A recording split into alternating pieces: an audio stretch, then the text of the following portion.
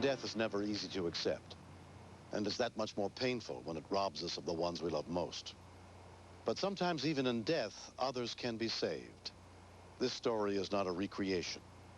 It's the reality of one family's painful journey of loss and discovery that began on Monday, July 5th, 1993, near Las Vegas, Nevada. 9:49 p.m. A call reporting a car crash with multiple casualties sends EMT Renee Johnson to the scene. These vehicles were very, very badly damaged, and it was front-end damage. And when someone says that there's a young girl in there and she's unresponsive to any stimuli, your heart goes out right away. These are kids. We need them. 10:40 p.m. Flight for Life arrives at University Medical Center in Las Vegas and hands off the critically injured passengers to a trauma team, including nurse Carol Peterson. Yeah, take that one and I'll stay with you. Okay, the other one is doing okay. His last saturation was 99. There were 2 bad traumas. One of the traumas was major head injuries. She was in the back seat. She's 17 years old. She's been totally unresponsive to anything. It is emergency physician Alok Saxena's first shift at this hospital. It was totally unbelievable. This is a young child with literally an open head injury and brain matter exposed. We knew this was not an injury that she could come out of. When an oncoming car driven by a man who'd been drinking crossed the center line and struck the family's rental car, both the girl and her father, Bjorn Olseth, were crushed by the impact. Fractured ribs, crepitus, increased lung sound. I put a chest tube in him. He's been drowsy, but otherwise alert and oriented. The father had injuries to his chest. He had broken some ribs, and he was critical but stable. It was reassuring that he was awake and alert, and he could talk to us. You were in the front seat or back seat? Front seat. Front seat. Your daughter was in the back seat? Yeah. Okay. Behind me. Behind you? Yeah. Okay. What's her name? Katrina. Katrina. Okay. Okay. Okay. She's not doing very well. I'm sorry to tell you that she's probably going to die. She had pretty significant... It's very difficult to give the news to any father or any parent that something's happened to their child. She still has a blood pressure and a pulse, but she can't talk to us, she can't hear us, she can't feel any pain.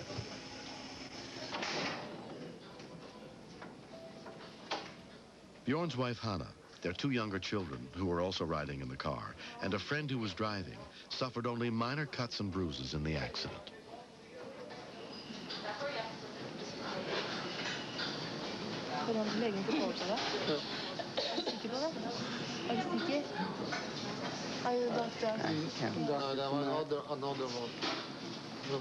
My name is Dr. Saxena. Has been telling him that our daughter is not okay. Katrina. She's very serious. She has a severe head injury, and a part of her brain just totally destroyed. She's not in a situation where she can survive it. She's not? No. Trauma ICU visiting hours are now over. Trauma ICU visiting hours are now over. Thank you. She's not having any pain. You know, it happened right at the time. She's sound asleep. She can't feel any pain. She doesn't know where she is, who she is. It probably happened right at that time, right at the scene. Do you want to see her? No. It's up to you. If you want to see her, I'll... Don't do anything. There's nothing to do. There's no sign of brain activity. We'll have to do tests on it to make sure, but clinically it looks like her brain is just destroyed. But if she did live, she'd be a vegetable. He was trying to let me know that the best thing who could happen was that she would die.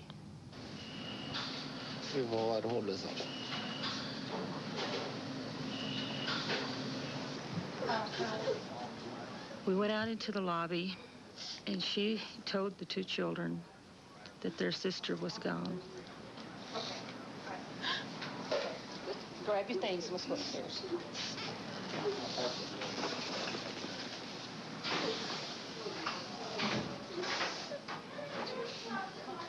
The Ulset family had come to this country from their home in Norway for a 3-week vacation. We deal a lot in the trauma center with people dying.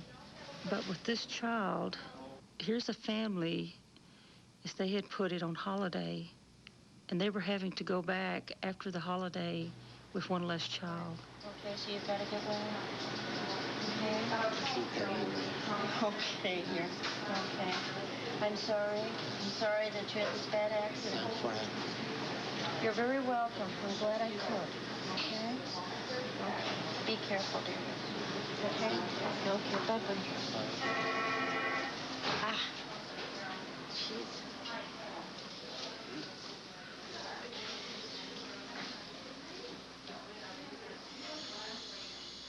12:30 a.m. Bjorn's younger children get to see him just before he's taken into surgery. You can give him a hug if you want to. Just watch the shoulder. You can touch him. You're not going to hurt him. Carol, do you have any allergies? No. There are no allergies in the meds. No medical history otherwise? No.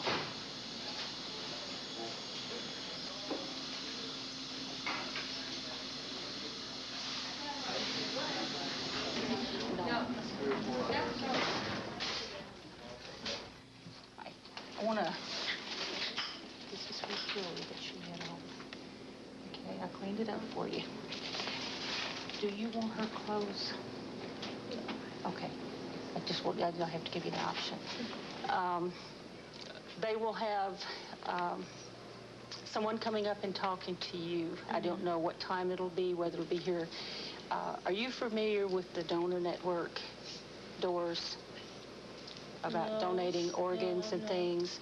Here in the United States, when they have someone who passes on, we have it's a group known as Doors, and they will come and they talk to people and their families. So don't be surprised when someone comes and talks to you. But I have to discuss that. That's no problem. Father. That's no problem. But I just didn't want you to be, really shocked when it happens. But that's no problem, hon. Okay, and like I said, if you think of anything that you want us to do, you just let us know. We will. Okay? 3 a.m. It's kind of a tough time to talk to her. She's taken it quite well, though. I was very amazed. Kids are taking it pretty hard, and I'm sure she's taking it a lot harder than she's showing, sure. Do you want to take me there and introduce you? You mind doing that? Once they'll do some confirmatory tests to determine that your daughter is what's called brain dead, okay? Once they reach that point, then they will pronounce her dead at that point. We can come in then and do organ and tissue donation. You have an option of doing internal organs for transplant. They can take the heart, the liver, the lungs, kidneys, small bowel, pancreas, anything like that, and they can use it for transplant. If you do decide to do it, what they'll do is she'll stay here in the ICU just the way you see her right now, and we'll have to keep her on the ventilator. It'll take us about 12 to 20 hours to get the entire thing done and get the organs placed. We go by a national waiting list, and we'll start at the top and call. All the organs will be placed, and we'll have a recipient before we remove them. Do you have any questions? I don't know what to ask about. I'm sure everything right now is kind of a fog. I mean, a lot's happened in the last few hours. I think I'm not normal. I can't be on. Right, and we understand That's that. fine. When you take your time, talk to your husband. I was called back to my husband when he was out of surgery at 4 o'clock in the morning, and then we started crying. We started to talk about Katrine, and we tried to accept that she was going to die. Around 4 p.m. the day after the accident, transplant coordinator Debbie Anderson from the Nevada Donor Network comes to the hospital at Hannah's request. Okay. Have you talked about it with her before in the past, or you just feel like she would have... I talked about it with father and the other children, and we kind of agreed that we would do it. If it was me, I would do it with my body, so we thought that she would choose it. Okay. In accordance with the Uniform Anatomical Gift Act, the undersigned hereby consents to the donation of the following parts or organs from the deceased above named. what I need you to do is say yes to each one that you want to donate, okay? The heart. Yes, okay. Liver. Yeah. Pancreas. What's that? The pancreas, one of the things it does is to make insulin. A person who has diabetes doesn't have, okay. It's okay. Eyes? No, I don't feel like... You're uncomfortable with that? Yes. Okay. Right. Okay. Lungs? Yes. Kidneys? Kidneys, it's back here. I think by giving her organs, we don't believe she needs them anymore. So why not let somebody else have them? And if I can get healthy by that, we're just happy about it. Well, thank you very much. Just hope it will be good for anyone. Well, I wish if we were trying to help anyone, we could have helped your daughter. Thank you. Oh. We agreed, all of us, that we are sure we'll never regret what we did. I'm sure we would regret it if we had said no to that donation. At 8:30 in the morning on the second day after the accident, 16-year-old Katrina Ulset is officially declared brain dead. I was calling you on an offer for a heart. This is for R. Hausch, H-O-U-S-H. That sounds good. Let me call the surgeon and I will... You've gone from an emotional contact with a family. You have maybe some inkling of the personality and the humanness of this person. You almost have to make a switch, and suddenly this person has to be a donor just to make those phone calls and offer out the heart. Cardiac output, 9.7. They have an hour from the time I make the call and give the information to find out how the recipient is doing at that time. They have to be ready to go to OR very quickly. Hi, this is Debbie. Hi, Debbie. This is Kathy Whitmer from Stanford University, and we are going to accept this heart for Mr. Hausch. All right, great. They accept? Yes, they did. When are they going to be here? Right. You talked to Debbie before about the heart, right? Would you be interested in the lung? Do you recover pancreas, or will he have to come in to do that, or? Your job is to place every organ that you can. They've given a precious gift, and it's my responsibility to make the best use possible. She doesn't know anybody that'll probably accept these lungs, but I can wait to make one more phone call. Right now, as it stands, the heart team can get here at 9 at the earliest. We are still waiting for the acceptance from the liver team. Right. There are over 33,000 people waiting for organ transplants. Probably about a third of the people who are on the waiting list are going to die waiting. We just got the tissue typing back, and there's a 6-antigen match on the kidney. Hi, how are you doing? I'd shake your hand, but I don't want you to move anything. My name's Debbie Anderson. My name is Björn. Hi, nice to meet you. You look like you're feeling better today. Yes, I feel much better today. Good, that's good. Well, I'm so sorry about your daughter. I came for one thing. Just to let you know that we've done some of the organ placement. And the surgery scheduled for 9 o'clock. Yes. So that's Can just you find anyone that can use some organs then? Yes, yeah? yes. Here is some. The heart and liver, and probably kidneys, and possibly pancreas. So. Well, I know it's been difficult for you. It's been a difficult decision, but I just want to let you know that we appreciate it. And thank you.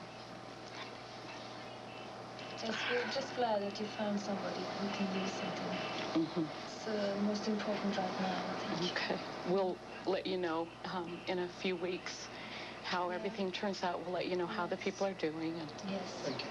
Okay. We'll get well fast. Thank you. I'm sure you will. Okay. The 3 days we had in San Francisco, we just learned to love that city.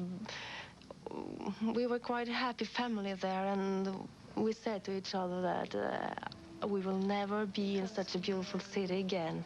When we were in San Francisco, we said to each other, we left our hearts in San Francisco, and she's going to do that. So, yeah. So, she was the only one who did. When we continue. We were told about a month ago that he was running out of...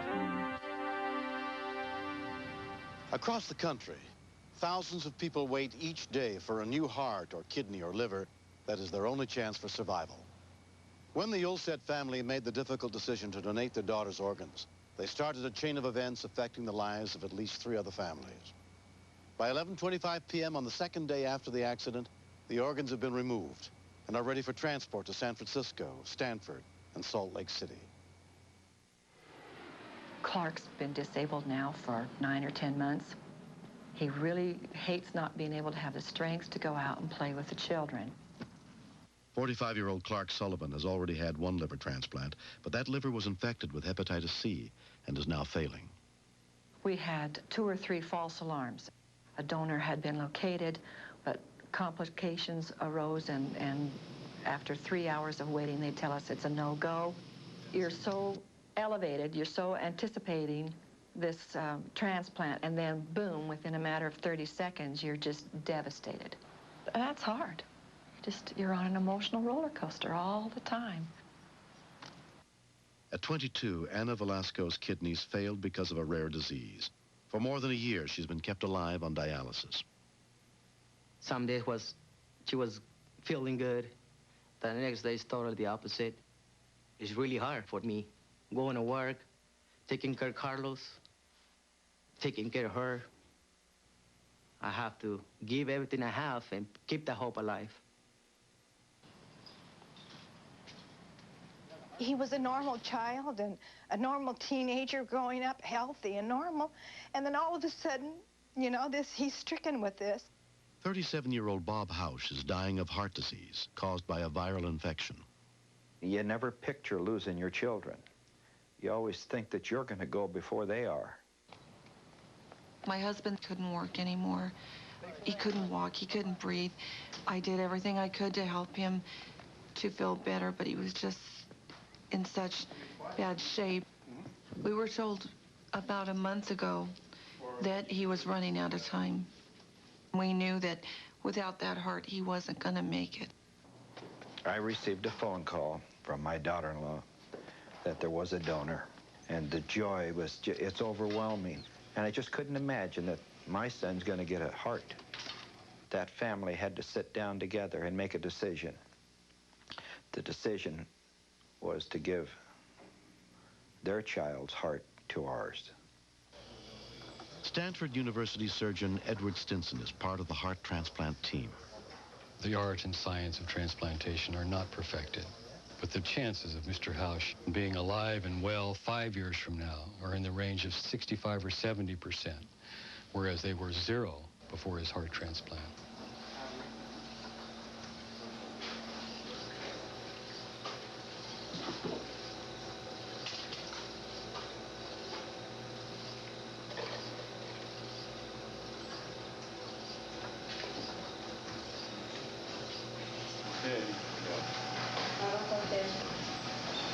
The red eye.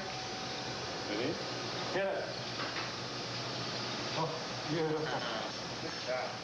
It's always somewhat thrilling to replace a person's heart and to see that new heart take over the circulation and provide a new lease on life.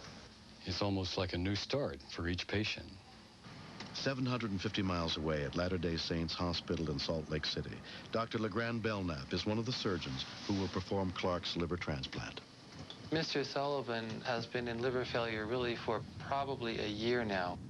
He and his wife have been very anxious about whether or not he would be lucky enough to receive a transplant before ultimate death.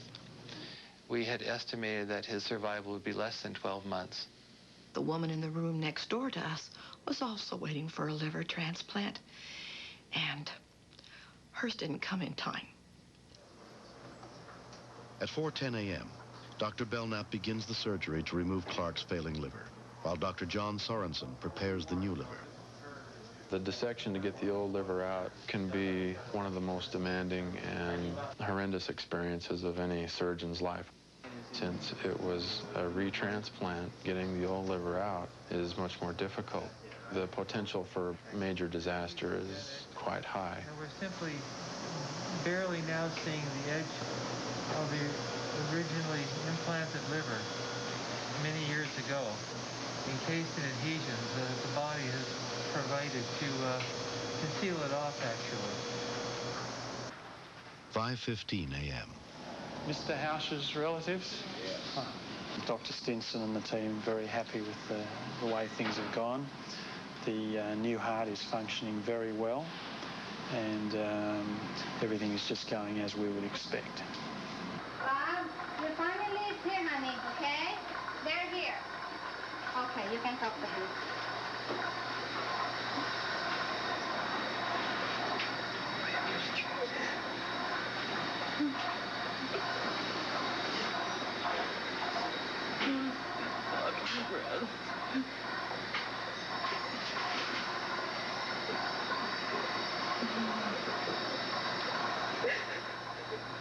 For one moment to live in some other person and to give that person that didn't have the chance, now the chance to live. The hard part's over and you're going to be all right now. The gift that that family gave us, it'll never be forgotten. 6:32 a.m. Okay, we're off bypass. Okay, we're up 3 meters. Oh,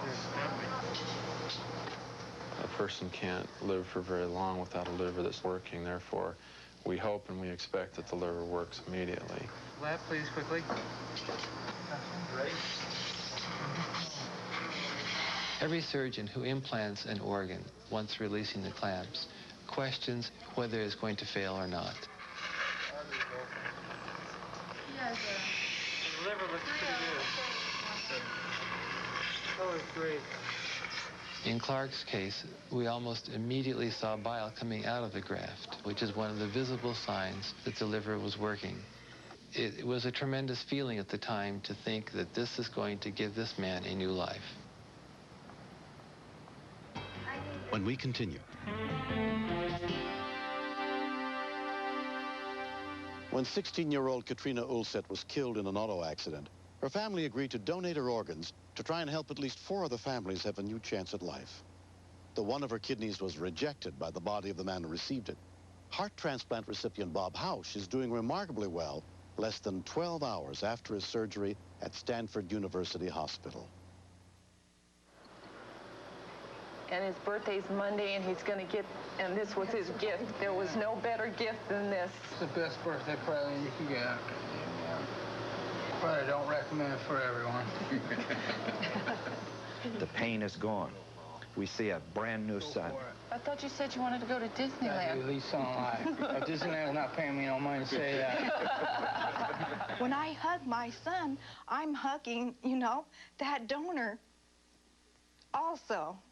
And there's just nothing like that joy, that those organs have been transplanted and given life. What a wonderful gift. We think that in some way, Katrina is living by helping other people who maybe would have died.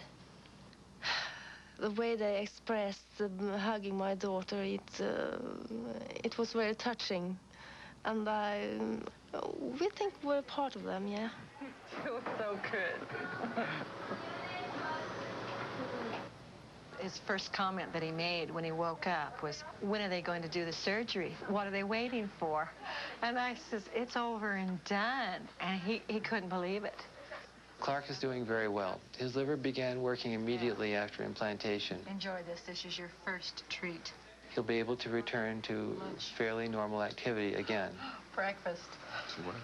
He should be able to play tennis if he desires. He should be able to swim or even to scuba dive. How you doing? Well, not too bad considering. For the shape he's in.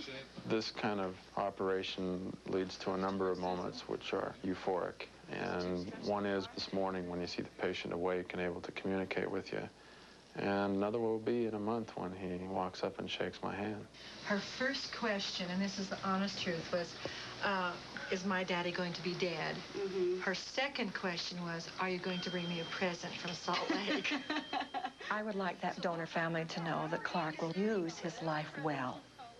He's a very loving and caring person, a good dad, and that his children will appreciate having him around for whatever more time that he will be allowed. I certainly can sympathize with them and their grief, but I still do very much appreciate their willingness to do what they've chosen to do. Thank you for your gift of life. And we regret deeply that it had to be at the price of your daughter's life. I'm glad I'm here, not 6 feet under. I vote for that. It's been 12 days since Katrina's second kidney was transplanted into Ana Velasco at UC San Francisco Medical Center. Okay, but in general, your kidney function is improving. I feel happy. I would tell her thank you for donating me a kidney. And thank you to the girl. How are you doing? It helps a lot. Are you looking forward to getting out of the hospital? Yeah. You sure you don't want to stay with us a little bit longer? No. No? You can see her color's much better. She's got a pink glow to her. And she's full of energy in comparison to when we saw her last year. It's good to see. Anna's very lucky that she got a transplant. There's over 600 patients here at the University of California, San Francisco, waiting for kidneys alone. There's happiness at the other end. Better than when you came When we know that her heart in one city and her kidneys in another person, I feel like our family is getting even bigger by that. So the more people who can be helped by Katrina, the better.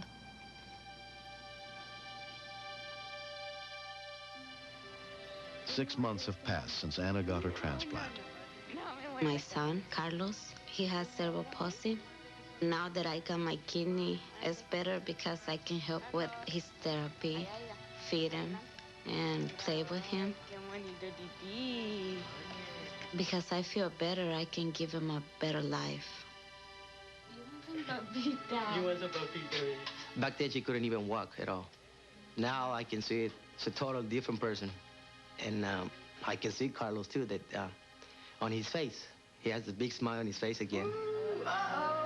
I can see the happiness is coming back again on us.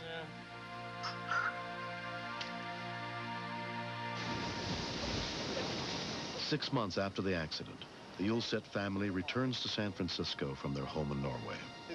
It is a journey of healing. It's important for us to come back and feel something, what we was feeling the first time. To walk around here from place to place. All of us, all 5 of us. We were a happy family here this summer. We liked it very much here, and that is part of the healing, to do it again and to not to be afraid of doing something that hurts. We thought this town was so nice, and we loved it. She wanted to have a picture of herself in front of San Francisco. And the last picture we have is from the beach of Santa Barbara. This was quite a foggy day, but it was warm and nice. And she just had promised to put her feet, and that was what she did. So we could tell the folks home we had been in the Pacific Ocean. And that was the last day. The Ulset family wanted a chance to meet some of the people whose lives they helped change, including Bob Hausch and his wife. I heard that they wanted to meet me. I said, wow, it's going to be pretty tough.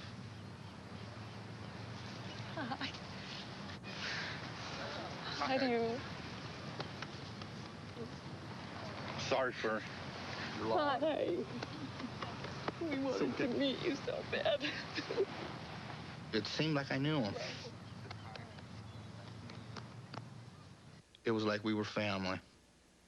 The medications that help prevent rejection of new organs can also cause side effects like puffiness and brittle bones. But Bob Hausch's new heart is doing well. She gave him a chance to live.